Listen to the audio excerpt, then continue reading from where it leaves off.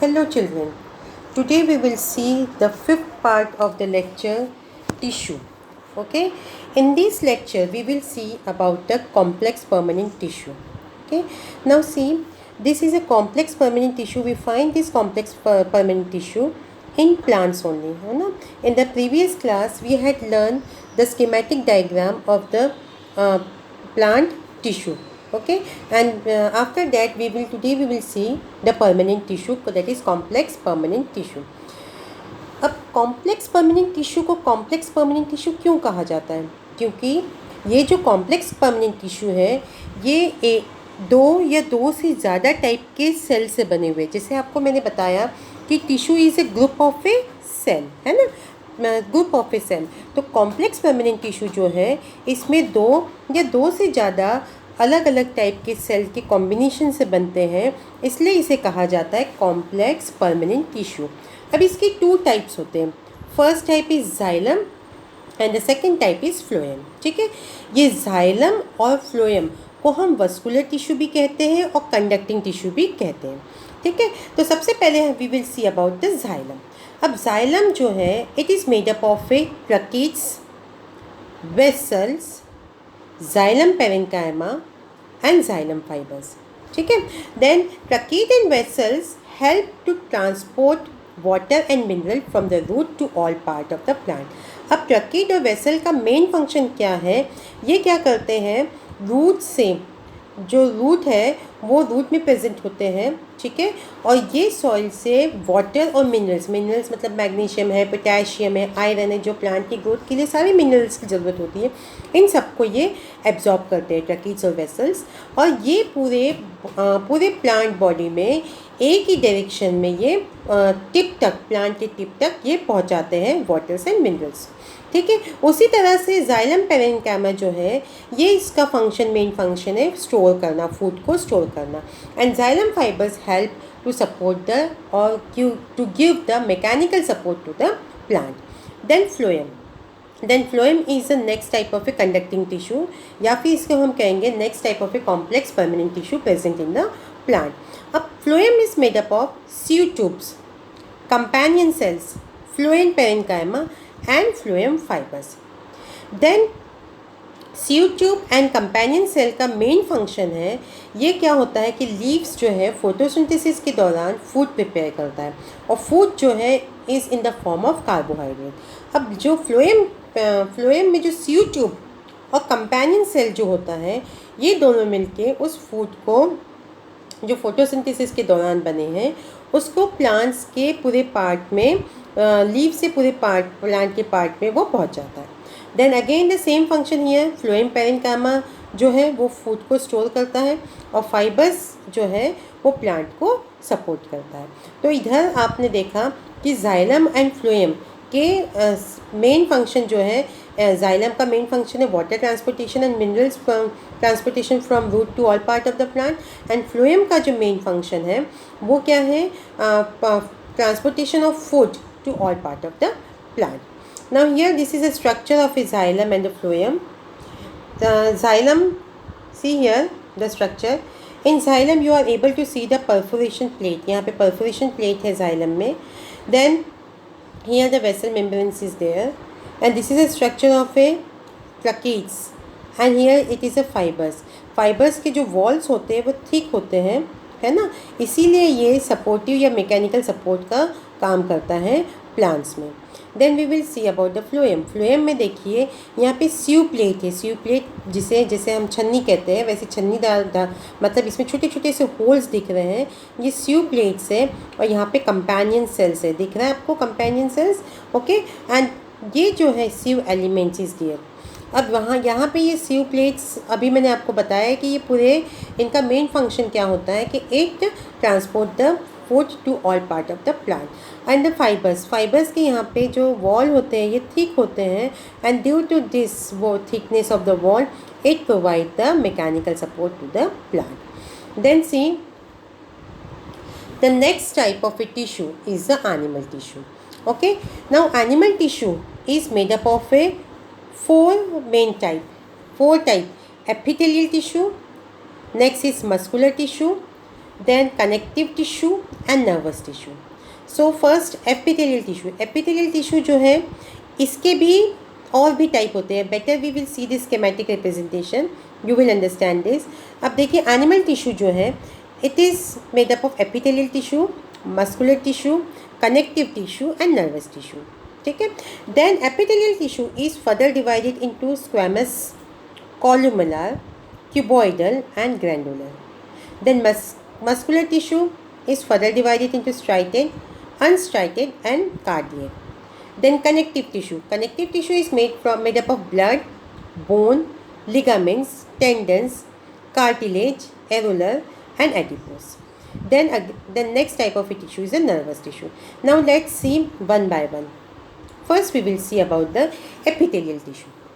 तो epithelial tissue जो है, अब कोई भी ऑर्गेनिज्म जो है, कोई भी एनिमल जो है, ये टिश्यू जो है एक ऑर्गेनिज्म की प्रोटेक्टिव कवरिंग की तरह काम करता है. ठीक है. कोई भी ऑर्गेनिज्म जो है एनिमल्स के ऊपर की जो ऊपर लेयर फॉर्म करता है उसकी बॉडी में, उसमें जो टिश्यू होती है that is what called epithelial tissue. ये एक तरह का प्रोटेक्टिव टिश्यू है. ओके. अब it forms the outer covering line. अब ये कहाँ कहाँ होता है? स्किन के जो आउटर कवरिंग होती है स्किन में वो एपिथेलियल टिश्यू से बनी होती है. Then outer covering of organ, कोई भी ऑर्गन हो जैसे स्टमक है, किडनी है, उसके आउटर जो कवरिंग होती है, ऊपर की जो कवरिंग होती है वो एपिथेलियल टिश्यू से बनी होती है. वैसे ही inner lining of blood vessel. Inner lining of blood vessel means what? अब suppose this is a blood vessel. अगर ब्लड वेसल है, ओके, तो दिस ये जो ऊपर का पार्ट है this is outer lining and this inner, ये अंदर वाला पार्ट है this is inner line. This is inner lining. Okay. This is outer lining. तो ब्लड वेसल की या फिर लंग्स की या फिर यूसोफेगस, इन सब के इनर लाइनिंग में जो टिश्यू होते हैं that is what called the epithelial tissues.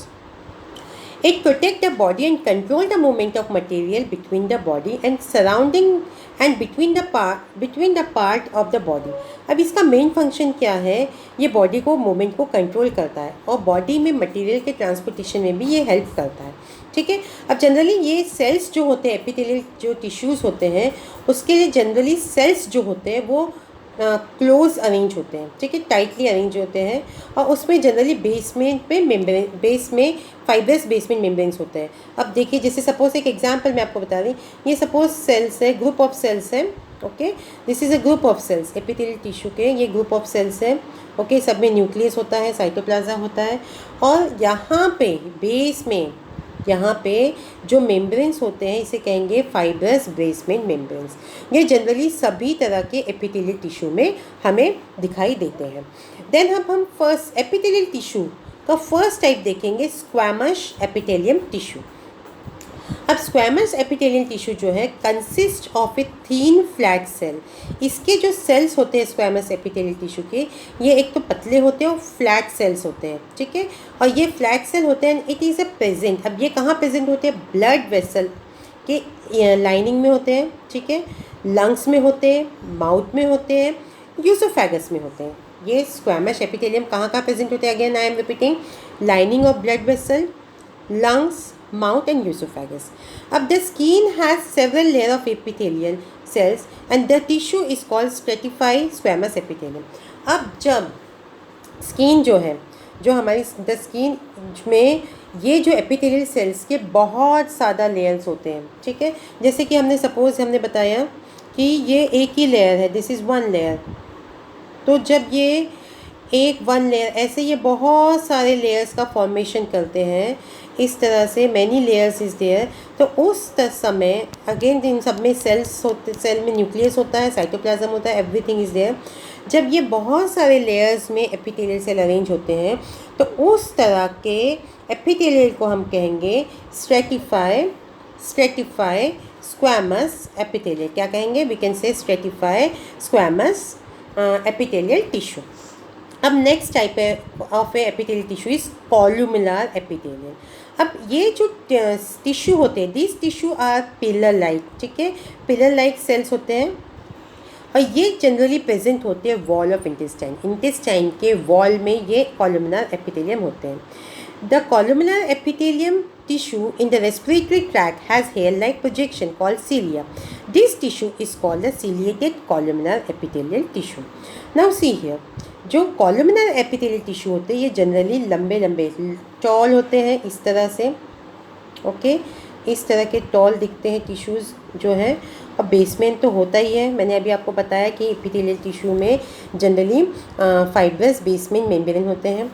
इस कॉलम में, इस कॉलमनार में जो न्यूक्लियस होता है वो हमने जनरली नीचे की तरफ होता है, बेस में होता है न्यूक्लियस, ओके जनरली नीचे होता है। और ये जो इस तरह के कॉलमनार एपिथेलियल जो होते हैं ये हमें इंटेस्टाइन में मिलते हैं, इंटेस्टाइन के वॉल में होते हैं। मगर जब इस कॉलमनार एपिथेलियम में ऐसे हेयर लाइक प्रोजेक्शन होता है, हेयर लाइक स्ट्रक्चर होता है, तो इस तरह के एपिथेलियल को हम कहेंगे सिलिएटेड कॉलमनार एपिथेलियल टिश्यू। और ये जनरली रेस्पिरेटरी ट्रैक्ट जो हमारी श्वास नली होती है या फिर रेस्पिरेटरी ट्रैक्ट जो होता है वहाँ पे इस तरह के एपिथेलियम प्रेजेंट होते हैं। The next type of epithelium is cuboidal epithelium. अब यहाँ पे इसमें क्या होता है कि ये जो एपिथेलियम है इसके सेल्स जो होते हैं जनरली क्यूब शेप में होते हैं, क्यूबिक शेप में होते हैं, यहाँ पे इस तरह से क्यूबिक शेप में होते हैं, और बेसमेंट तो होता ही है इसमें। और इसमें न्यूक्लियस जो होते हैं जनरली सेंटर में होते हैं, they have a nucleus in the centre, okay. अब this cuboidal epithelium, we find this cuboidal epithelium in the lining of kidney में मिलते हैं, tubules and duct of salivary gland में भी मिलते हैं। Then provide mechanical support and it provide the mechanical support, okay ये body को mechanical support देते हैं। अब next type of epithelium is glandular epithelium. अब क्या होता है, ग्लैंडुलर एपिथेलियम कब होता है, जब एपिथेलियम जो टिश्यूज़ होते हैं, जो उसके सेल्स जब होते हैं, जनरली हमने देखा है कि ये सब generally this cells are arrange like this, ठीक है, ऐसे सिंपल अरेंज होंगे या फिर इलॉन्गेटेड मेथड में अरेंज होंगे, ओके। मगर जब ये टिश्यूज़ के सेल जो है ये उल्टी तरफ मतलब इन्वर्ट हो जाते हैं, ये उल्टी तरफ फोल्ड हो जाते हैं, ठीक है, फोल्ड हो जाते हैं, उल्टी तरफ इन्वर्ट हो जाते हैं, इस तरह से फोल्ड हो जाते हैं, तो जब इस तरह के हम टिश्यू को कहेंगे glandular epithelial tissue, okay. Now see the next type, here the diagram is given to you, okay, here the different type of a tissue is given to you. Here see the simple cuboidal epithelial, then stratified squamous, stratified बहुत सारे layers है इसलिए stratify कहा गया है इसे। then this is ciliated, अभी आपको मैंने बताया ciliated columnar epithelium। यहाँ पे देखिए हेयर लाइक प्रोजेक्शन दिख रहा है, यहाँ पे ये कॉलम लंबे लंबे हैं मगर इसमें हेयर लाइक प्रोजेक्शन दिख रहा है, that is why called ciliated columnar epithelium. Then here see simple squamous, ये एक तरह से टाइल्स जैसा होता है ना, टाइल्स जैसा ये अरेंज होता है ये सिंपल स्क्वैमस। और यहाँ पे आप देखेंगे ब्लू कलर का दिख रहा है, this is a basement, okay basement membrane, and this is a simple columnar जिसमें सिलिएटेड या हेयर लाइक स्ट्रक्चर नहीं है, इसलिए this is simple columnar. And देखिए यहाँ पे आपको मैंने बताया था बेसमेंट होता है जनरली एपिथेलियल टिश्यूज़ में, ठीक है। Now see the diagram of simple squamous, simple epithelium, simple cuboidal, यहाँ पे देखिए क्यूब शेप में दिख रहे हैं आप लोगों को सेल का structure, and here the column shape, simple columnar में कॉलम शेप होते हैं, लंबे लंबे स्ट्रक्चर है सेल्स के। Then here this is called stratified squamous जिसमें बहुत सारे लेयर्स है, ठीक है। इस इज स्ट्रेटिफाइड क्यूबॉइडल, जब बहुत सारे लेयर्स होते हैं तो that is called the stratified cuboidal, and it is pseudo stratified columnar, यहाँ पे भी मतलब लेयर्स है इसके नीचे, that is what called, it is called pseudo stratified epithelial tissue. Then see मैंने आपको बताया था इनर लाइनिंग में देखिए यहाँ पे आपको दिख रहा है, this is what called this, here देखिए here the tissues are arranged, this epithelial tissues are arranged in inner lining, या inner lining आपको दिख रही है, this is inner lining only, okay। then see the next type of a animal tissue is called the muscular tissues. अब muscular tissues, the name itself suggests that this tissue is found in the muscles, मतलब इसका नाम ही ये बता रहा है कि ये मस्कुलर टिश्यू कहाँ पे मिलेंगे हमें, ये मसल्स में मिलेंगे। अब ये जो टिश्यू होते हैं मस्कुलर टिश्यू जो है इसके सेल्स जो होते हैं generally consist of elongated cells, ठीक है। इसके जो सेल्स है दे आर जनरली इलोंगेटेड, लंबे लंबे होते हैं। इसको हम मसल फाइबर भी कहेंगे, एक सेल्स को हम क्या कहेंगे, मसल फाइबर कहेंगे। अब इनके ये जो है एक प्रोटीन होता है इसमें जिसको हम कहेंगे कॉन्ट्रैक्टाइल प्रोटीन। इस मस्कुलर टिश्यू में प्रोटीन होता है, that protein we call the contractile protein. अब this contractile protein help in the contact and the relaxation of the muscle के जो मूवमेंट है, कॉन्टैक्ट होना या रिलैक्स होना या मसल्स में जो भी मूवमेंट है, इस मूवमेंट में ये प्रोटीन जो है दैट इज़ कॉन्ट्रैक्टाइल प्रोटीन जो है ये हेल्पफुल होता है। अब देखिए कुछ मसल्स जो होते हैं ये 2 टाइप्स के होते हैं। First is voluntary muscles and second is involuntary muscles. अब वॉलेंट्री मसल्स मीन्स व्हाट? अब जैसे देखिए सपोज आपको अगर लिखना है तो ये आपके ऊपर डिपेंड है, आपके विल के ऊपर डिपेंड है कि आपको लिखना है या नहीं लिखना है, आपके विल के ऊपर डिपेंड है। तो जो मसल्स के मूवमेंट आपके विल के ऊपर डिपेंड है, आपकी इच्छाओं के ऊपर डिपेंड है, that type of muscles is called the voluntary muscles. अब नेक्स्ट है इनवॉलेंट्री मसल्स। अब इनवॉलेंट्री मसल्स मतलब जैसे सपोज आपने खाना खाया, okay, you have taken the food. अब आपने फूड जैसे खाया तो आप स्टमक को या इंटेस्टाइन को या लार्ज इंटेस्टाइन को आप ये नहीं कहेंगे कि अब मैंने खाना खा लिया है तो now you start digesting my food. वो ऑटोमेटिकली जो है डाइजेशन प्रोसेस स्टार्ट हो जाएगी। उसी तरह से जो हार्ट बीट है, तो हार्ट बीट को आप अपने हिसाब से नहीं रोक सकते, वो जब तक चल रही है वो चलते रहेगी। तो जो मसल्स के एक्शन आपके कंट्रोल के बाहर है, तो that type of A movement is called the involuntary muscles. That type of muscles are called the involuntary muscles. अब देखिए muscular tissues have 3 types, striated muscles, unstriated muscles जिसको हम स्मूथ मसल्स भी कहते हैं, and the third type is the cardiac muscles. तो first हम देखेंगे स्ट्राइटेड मसल। अब striated muscles are voluntary muscles, ठीक है, ये वॉलेंट्री है, मतलब इसका एक्शन जो है हमारे विल के ऊपर या हमारे इच्छा शक्ति के ऊपर डिपेंड है। Having light and dark striations, इसमें लाइट और डार्क स्ट्राइशंस होते हैं, okay, and the cells are long cylindrical and are multinucleated होते हैं। They are also called skeletal muscles because they are attached to the bones. They help in voluntary movement of the body. अब देखिए क्या है, ये जो होते हैं स्ट्राइटेड मसल्स जो होते हैं ये जनरली सिलेंड्रिकल इन शेप होते हैं। सिलेंडर शेप आप लोग जानते हैं, it is generally cylindrical in shape होते हैं, ठीक है। इसमें बैंड्स होते हैं, डार्क और लाइट बैंड्स होते हैं, ऐसे ऐसे, मतलब मैं I am drawing like this only, dark और light band, this is dark band and alternately dark and light bands इसमें अच्छे क्लियरली विजिबल होते हैं, डार्क एंड लाइट बैंड होते हैं। एंड इसमें बहुत सारे न्यूक्लियस होते हैं, these cells are multi nucleated, बहुत सारे न्यूक्लियस होते हैं, and these cells are long, nucleus are many nucleus is there. और ये जो मसल्स हैं ये जनरली जो है बोन के साथ अटैच होते हैं। This striated muscle generally attach to our bone, okay, इसीलिए इसको हम कहेंगे स्केलेटल मसल्स भी इसको हम कहेंगे। Then next type of a muscle is called unstriated muscle. अब अनस्ट्राइटेड मसल या इसको हम स्मूथ मसल भी कहेंगे, इस अनस्ट्राइटेड मसल में स्ट्राइशंस नहीं होता है, मतलब अल्टरनेटली डार्क और लाइट बैंड नहीं होते हैं, okay, and these are involuntary muscles and have no striations. The cells are long and spindle shaped and are uninucleated.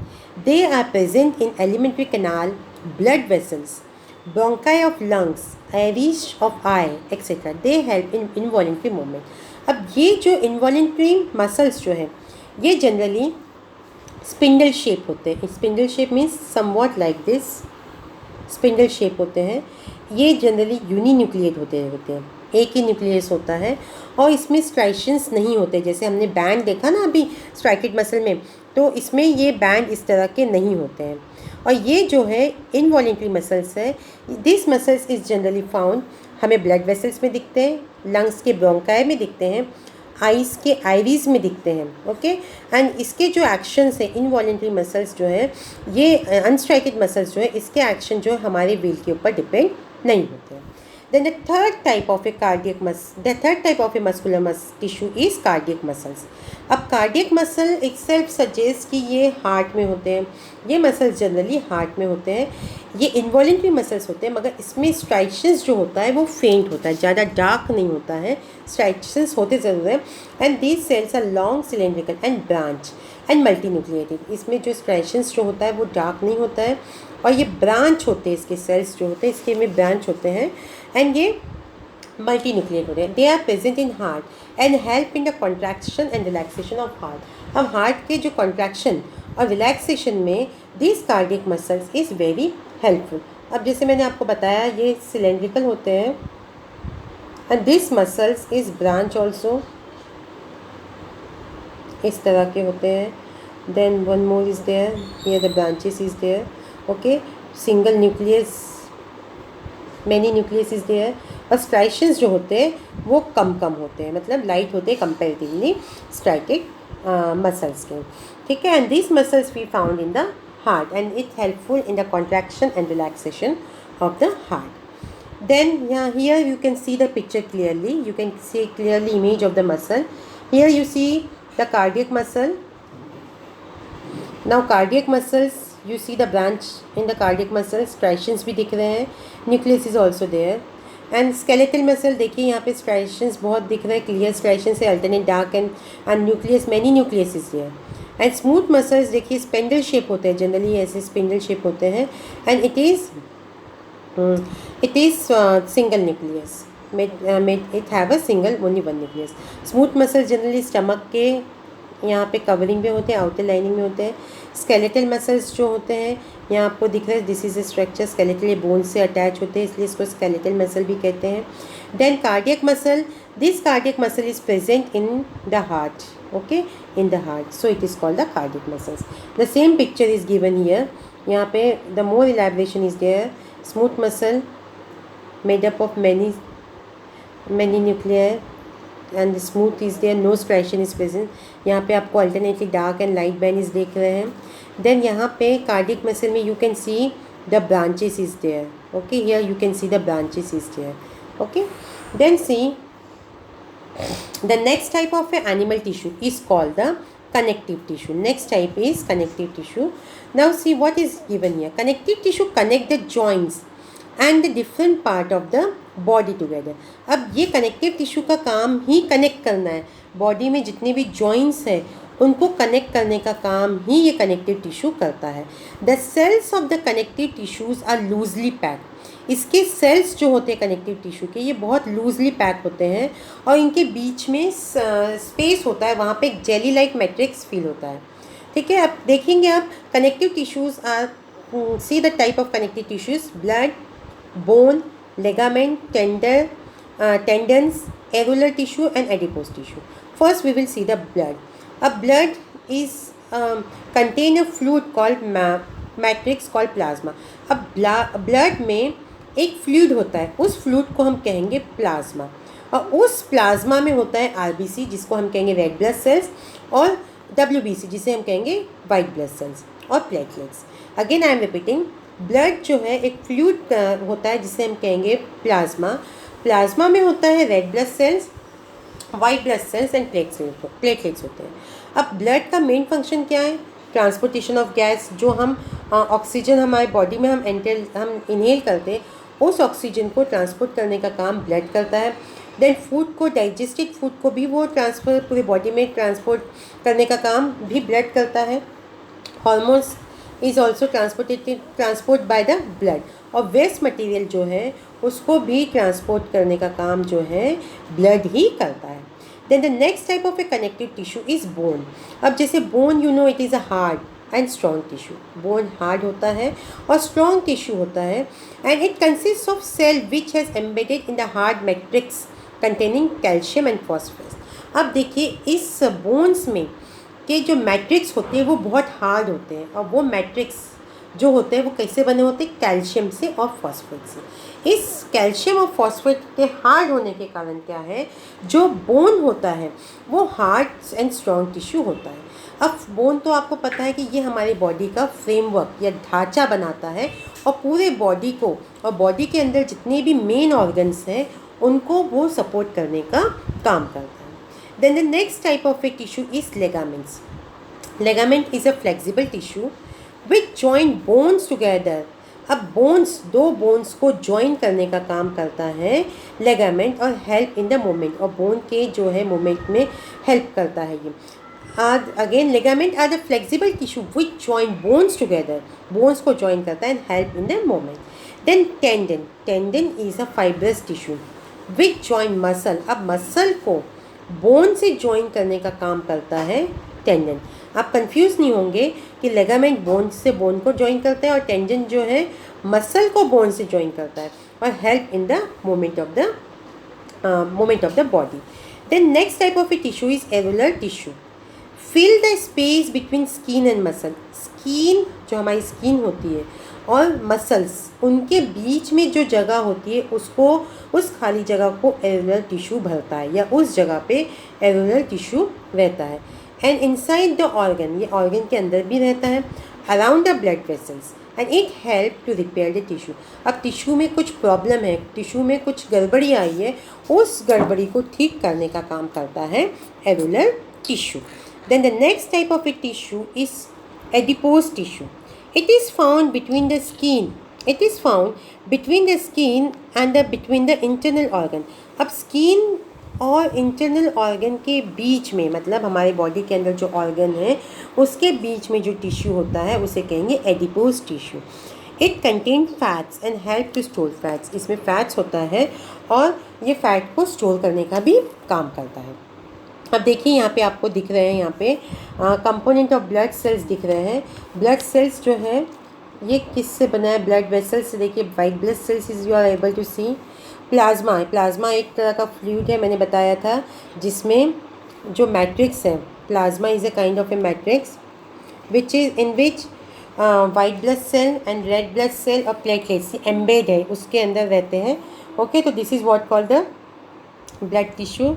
Then आपको अभी मैंने बताया लेगामेंट और टेंडेंस के बारे में बताया, ठीक है। लेगामेंट क्या करता है, लेगामेंट क्या करता है, it join bone to bone. अब ये देखिए यहाँ पे आपको दो अलग अलग तरह के डिफरेंट बोन्स आर, यहाँ पे हैंड के बोन है, ये और ये बोन को जॉइन करने का काम कर रहा है ligament. Okay, in the same way, अब यहाँ पे आप देखेंगे in the same way this muscle is attach with the bone with the help of this tendon. ठीक है, तो यहाँ पे मसल्स जो है बोन को जब अटैच होता है तो वो किसके हेल्प से होता है, टेंडन की वजह से। ठीक है, this is a type of a again connective tissue.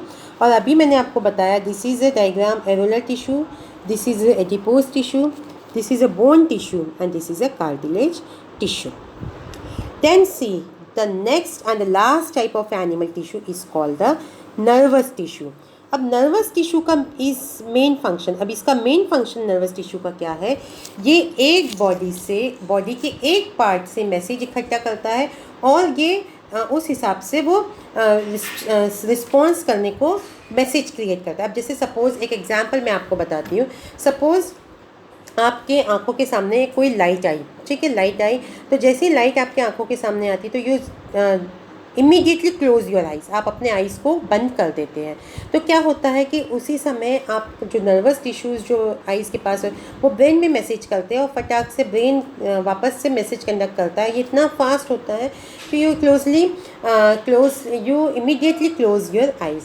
अब वैसे ही सपोज़ आपके सामने कोई गर्म चीज़ रखी है, ठीक है, और आपने गलती से उसे एकदम से हाथ लगा लिया। आपने गर्म चीज़ को जैसे ही हाथ लगाया, you immediately take off your hand, आप अपने हाथ को तुरंत हटा लेते हैं।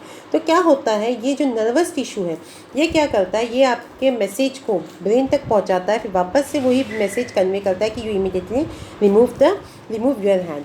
तो उसके अकॉर्डिंग, उस मैसेज के अकॉर्डिंग, उस स्टिमुलाई के अकॉर्डिंग यू एक्ट करते हैं।